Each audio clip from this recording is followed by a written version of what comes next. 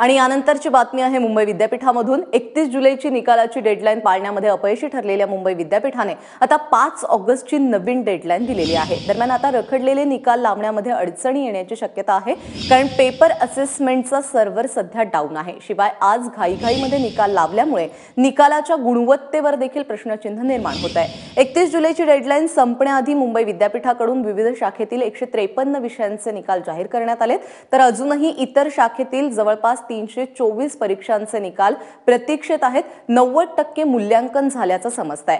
तिकडे मुंबई विद्यापीठाच्या कारभाराला कंटाळून अर्थशास्त्र विभाग प्रमुख नीरज हातेकर यांनी स्वेच्छानिवृत्ती घेणार असल्याचे जाहीर केलेलं आहे। फेसबुकवरती पोस्ट टाकून त्यांनी या संदर्भातली माहिती दिली। मुंबई विद्यापीठाने कुठल्या शाखेतील किती परीक्षांचे निकाल जाहीर केलेले आहेत आणि किती परीक्षांचे निकाल अजूनही बाकी आहेत यावर एक नजर टाकूयात। 153 विषयांचे निकाल जाहीर झालेले आहेत। 55 विषयांचे निकाल तयार आहेत, जाहीर करणं बाकी आहे।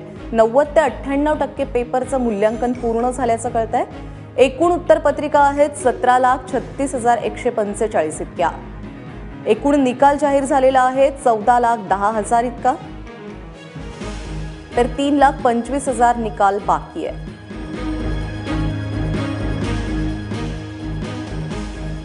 त्याचबरोबर कोणकोणते निकाल जाहीर झालेले आहेत तर कला शाखेचे 78, तंत्रज्ञान शाखेचे 48, विज्ञान शाखेचे 10, व्यवस्थापन शाखेचे 10, वाणिज्य शाखेचे 7 असे एकूण 153 निकाल जाहीर झालेले आहेत। मात्र घाईघाईने निकाल जाहीर केल्यामुळे काही प्रश्नचिन्ह आता उपस्थित होतात। हे प्रश्न नेमके काय आहेत आपण पाहूयात। माझाने हे सवाल उपस्थित केलेले आहेत। एका दिवसामध्ये 3 लाख पेपर कसे तपासले गेले? उत्तरपत्रिका तपासणीची गुणवत्ता काय हा प्रश्न नेमका उपस्थित होतोय। घाईघाईत झालेली तपासणी कशी असेल? त्याचबरोबर उर्वरित निकाल मिळण्यासाठी किती कालावधी लागणार? विद्यार्थ्यांनी किती दिवस वाट पाहायची? पुढील शिक्षणासाठी जाणाऱ्या विद्यार्थ्यांचं काय होणार? इतर देशांमध्ये जे शिक्षण घेणार आहेत त्यांचं काय होणार?